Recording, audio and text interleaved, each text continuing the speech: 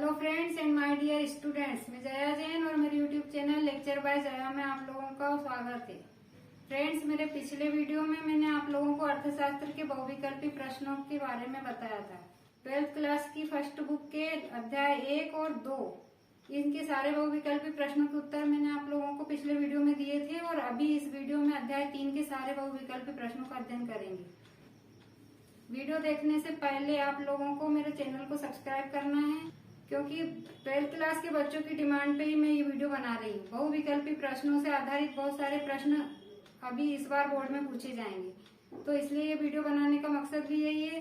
दूसरी बात यह है कि कंपटीशन एग्जाम में बहुविकल्पी प्रश्नों की बहुत ज्यादा डिमांड रहती है। अगर आप लोग बहुत अच्छे से तैयारी कर रहे हैं, अगर आप सारे प्रश्नों के उत्तर जानना चाहते हैं, तो आप लोगों को मेरा पूरा वीडियो ध्यान से देखना होगा। फ्रेंड्स, अर्थशास्त्र की फर्स्ट बुक का अध्याय 3 उत्पादन तथा लागत, इसके सारे बहुविकल्पी प्रश्न, रिक्त स्थान और जोड़ी और वन वर्ड वाले सारे आंसर हम लोग इस वीडियो में देखने वाले हैं। तो शुरू करते हैं। उत्पादन फलन से आशय है साधन और उत्पादन की मात्रा के बीच संबंध से। अल्पकालीन उत्पादन फलन की व्याख्या की जाती है परिवर्तनशील अनुपातों के नियम के द्वारा। उत्पत्ति के नियमों का आधुनिक रूप है परिवर्तनशील अनुपातों का नियम। प्रोफेसर मार्शल के अनुसार क्रमागत उत्पत्ति नियम लागू होता है कृषि में। किसमें? खेती वाली चीजों में, कृषि में। कारखानों में नहीं, खदानों में नहीं और सभी उद्योगों में नहीं, कृषि में। क्रमागत उत्पत्ति नियम कृषि क्षेत्रों में लागू होता है और उत्पत्ति ह्रास नियम उत्पादन के सभी क्षेत्रों में लागू होता है। उत्पत्ति वृद्धि नियम लागू होने का क्या क्या कारण है? साधनों की अविभाजकता, सर्वोत्तम संयोग और श्रम विभाजन, उपयुक्त सभी। कुल उत्पादन बढ़ने पर उत्पादन की परिवर्तनशील लागत भी बढ़ती है। पैमाने के प्रतिफल का संबंध दीर्घकाल से होता है और परिवर्तनशील अनुपातों का संबंध अल्पकाल से होता है। पैमाने के प्रतिफल का संबंध दीर्घकाल से होता है और परिवर्तनशील अनुपात का संबंध अल्पकाल से होता है। जब उत्पादन में आनुपातिक परिवर्तन साधन मात्रा में आनुपातिक परिवर्तन से अधिक होता है, तब पैमाने का बढ़ता प्रतिफल उत्पन्न होता है। अब पैमाने का प्रतिफल क्या होता है, इस बारे में भी आप लोगों को समझाया जाएगा। तो अभी बहुविकल्पी प्रश्न है, इसका सही विकल्प मैं आप लोगों को बता रही हूँ। पैमाने के प्रतिफल की कितनी अवस्थाएं होती हैं? 3 अवस्थाएं होती है। कौन कौन सी? एक तो पैमाने का बढ़ता प्रतिफल होता है, दूसरा होता है स्थिर प्रतिफल और तीसरा होता है घटता प्रतिफल। तो जब उत्पादन में आनुपातिक परिवर्तन साधन मात्रा में आनुपातिक परिवर्तन से अधिक होता है, तो पैमाने का प्रतिफल बढ़ता हुआ प्राप्त होता है। और दोनों मात्राएं बराबर होती है तो स्थिर प्रतिफल होता है, और आनुपातिक परिवर्तन साधन मात्रा में आनुपातिक परिवर्तन से अधिक कम होता है तो घटता प्रतिफल प्राप्त होता है। तो पैमाने के 3 प्रतिफल होते हैं, 3 अवस्थाएं होती है पैमाने की प्रतिफल की, बढ़ती, घटती और स्थिर वाली। इसी से संबंधित एक प्रश्न और देखो। यदि साधनों में 25% की वृद्धि की जाती है और उत्पादन में भी 25% की वृद्धि होती है, तो ऐसी अवस्था को क्या कहते हैं? पैमाने का स्थिर प्रतिफल। कौन सी लागत शून्य नहीं हो सकती?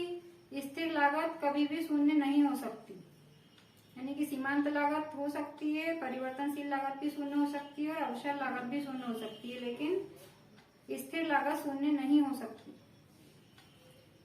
स्थिर लागत का दूसरा नाम पूरक लागत भी है।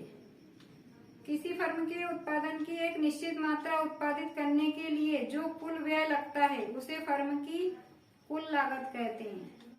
परिवर्तनशील लागत वो है जो परिवर्तित होती रहती है, जैसे कि भूमि है तो वो स्थिर लागत है, उसमें कोई परिवर्तन नहीं होगा, उत्पादन के किसी भी कारण से उसमें कोई परिवर्तन नहीं होगा, लेकिन परिवर्तनशील लागत में परिवर्तन होता रहता है। परिवर्तनशील लागत का दूसरा नाम प्रमुख लागत। ये बहुविकल्पी प्रश्न थे, 19 प्रश्न आप लोगों को मैंने बहुविकल्पी बताए हैं और हैं अब रिक्त स्थान वाले प्रश्न। तो उत्पादन के कितने साधन है? 5 साधन है। उत्पत्ति के नियम हमें इस बात का ज्ञान कराते हैं कि उत्पत्ति के साधनों में परिवर्तन का उत्पादन पर क्या प्रभाव पड़ता है। परिवर्तनशील अनुपात के नियम की तीसरी अवस्था में सीमांत उत्पाद ऋणात्मक होता है। एक साधन परिवर्तनशील तथा अन्य स्थिर रहने पर उत्पादन फलन अल्पकालीन होगा। जब कुल उत्पादन अधिकतम होता है तो सीमांत उत्पादन शून्य होता है।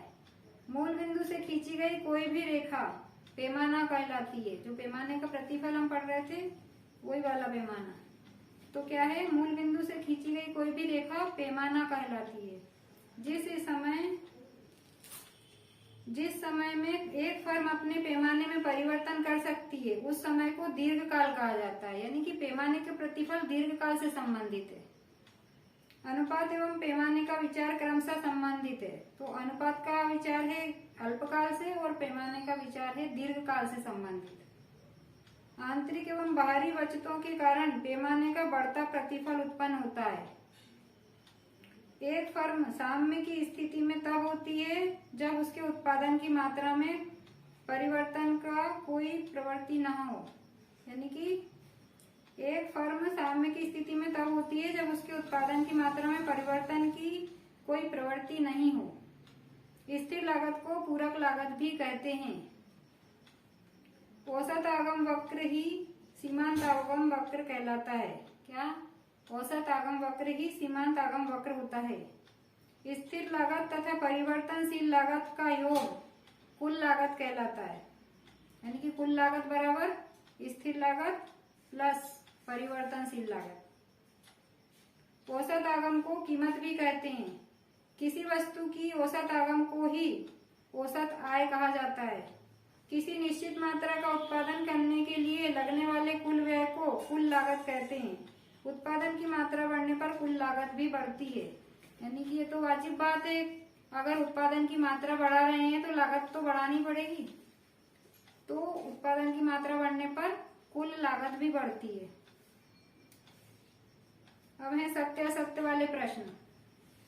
तो सत्य वाले मैं आप लोगों को पढ़ के सुनाने वाली हूँ। असत्य वाले का आपको कोई काम नहीं है, आप बुक में से देख के कर सकते हैं उसको सोल्व। जो सत्य वाले प्रश्न हैं वो आप लोग ध्यान से सुनेंगे। साधन की एक अतिरिक्त इकाई के प्रयोग से कुल उत्पादन में जो वृद्धि होती है उसे सीमांत उत्पादन कहते हैं। किसी परिवर्तनशील साधन के एक निश्चित इकाइयों के प्रयोग से जो उत्पादन प्राप्त होता है उसे कुल उत्पादन कहते हैं। अन्य साधनों की मात्रा में वृद्धि करने पर उत्पत्ति ह्रास नियम लागू होता है। उत्पत्ति वृद्धि नियम की क्रियाशीलता की दशा में औसत लागत की प्रवृत्ति घटने की होती है। पैमाने में वृद्धि का अर्थ है सभी साधनों को एक ही अनुपात में बढ़ाना।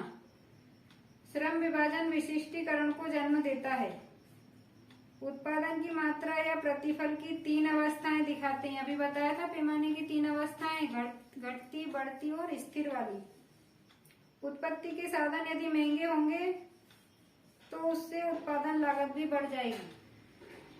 अल्पकाल में औसत लागत 3 प्रकार की होती है। औसत परिवर्तनशील लागत वक्र U आकार का होता है। स्थिर लागत को पूरक लागत भी कहते हैं। औसत लागत बराबर कुल लागत बटे उत्पादन की मात्रा। कुल लागत 2 प्रकार की होती है, स्थिर लागत और परिवर्तनशील लागत। और अब हम जोड़ी वाले प्रश्न देख रहे हैं। दीर्घकालीन उत्पादन फलन पैमाने के प्रतिफल के नियम। अभी बताया था पैमाने का प्रतिफल का नियम दीर्घकाल से संबंधित होता है। उत्पत्ति ह्रास नियम लागू होने का कारण साधनों का अपूर्ण स्थानापन्न होना। माल्थस की जनसंख्या सिद्धांत का आधार उत्पत्ति ह्रास नियम। टीपी, एमपी तथा एपी में वृद्धि उत्पत्ति वृद्धि नियम। औसत व सीमांत उत्पादन वक्र एक होना, यह है उत्पत्ति समता नियम। अगली जोड़ी, पैमाने के बढ़ते प्रतिफल का कारण विशिष्टीकरण। अल्पकालीन विचार परिवर्तनशील अनुपातों का नियम। दीर्घकालीन विचार पैमाने का प्रतिफल परिवर्तनशील अनुपात के नियम का कारण एक या अन्य साधनों का स्थिर होना। अगली जोड़ी, औसत कुल लागत बटे कुल उत्पादन की मात्रा। ये वाली जोड़ी में सूत्र ही सूत्र दिए हैं, तो अगर आप लोगों ने सूत्र ध्यान से पढ़ेंगे तो आप लोग इसको सॉल्व कर सकते हैं। औसत लागत बराबर कुल लागत बटे कुल उत्पादन की मात्रा। कुल आगम बराबर प्रति इकाई कीमत गुणित बेची गई इकाइयां। औसत आगम बराबर कुल आगम बटे कुल उत्पादन की मात्रा। फर्म साम्य की स्थिति बराबर MR बराबर AR, यानी कि सीमांत उत्पादकता और औसत उत्पादकता बराबर होनी चाहिए। पूर्ण प्रतियोगिता में फर्म साम्य कुल उत्पादन में कोई परिवर्तन नहीं। और वन वर्ड वाले प्रश्नों के उत्तर ध्यान से सुनेंगे। अर्थशास्त्र में कितने फलनात्मक संबंध पाए जाते हैं? तो अनेक संबंध पाए जाते हैं। उत्पादन फलन किस समयावधि से संबंधित होता है? निश्चित समयावधि से। क्या उत्पत्ति के सभी क्षेत्रों में क्रमागत उत्पत्ति ह्रास नियम लागू होता है? हाँ, होता है। जब तक सीमांत उत्पादन औसत से अधिक होता है तब उत्पत्ति का कौन सा नियम लागू होता है? उत्पत्ति वृद्धि नियम। सीमांत उत्पादन औसत से अधिक होता है तो उत्पत्ति वृद्धि नियम। माल्थस का जनसंख्या सिद्धांत का सिद्धांत किस नियम पर आधारित है? उत्पत्ति ह्रास नियम पे।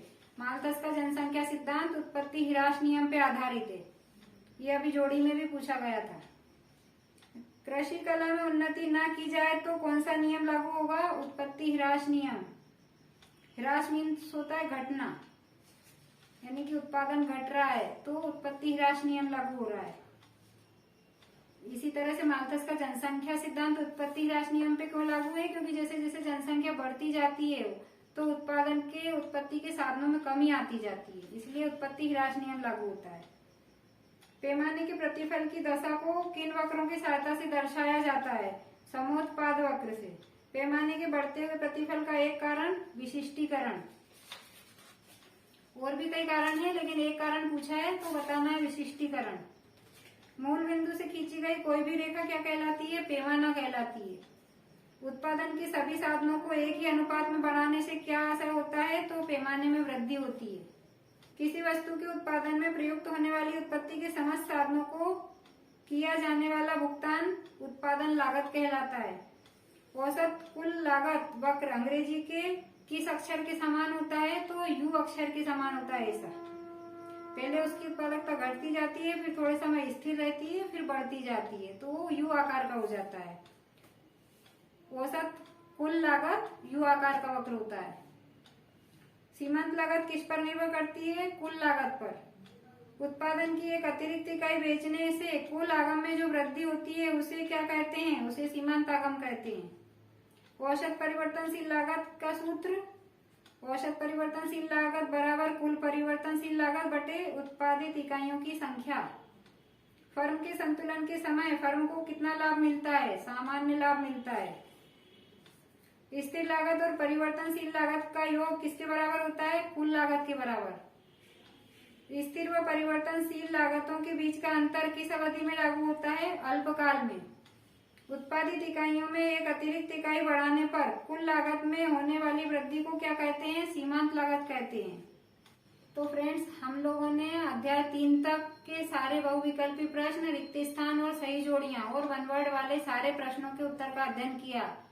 मुझे उम्मीद है कि आप लोगों ने अच्छे से सुना होगा और भी आगे आप लोग इन वीडियो को ही बार बार दोहराएंगे तो आप लोगों को बहुत अच्छे से याद हो जाएंगे। मेरी प्यारी स्टूडेंट्स, आप सभी से अनुरोध है कि आप लोगों ने वीडियो के लिए मुझे बोला है, मैंने आप लोगों को ये वीडियो बना के दिया है, तो इस वीडियो को आप वैसे ही तन्मयता से सुने जिस तरह से आप मुझे कक्षा में सुनती है और उसी तरह से आप लोग याद करेंगी तो मुझे बहुत खुशी होगी। क्योंकि मेरा सब्जेक्ट है अर्थशास्त्र और मैं चाहती हूँ कि हर बच्चा इसमें अव्वल रहे, इस सब्जेक्ट में हर बच्चा अव्वल रहे। इसलिए आप लोग मेरा वीडियो ध्यान से सुनेंगे, देखेंगे और लिखेंगे, नोट करेंगे, याद करेंगे।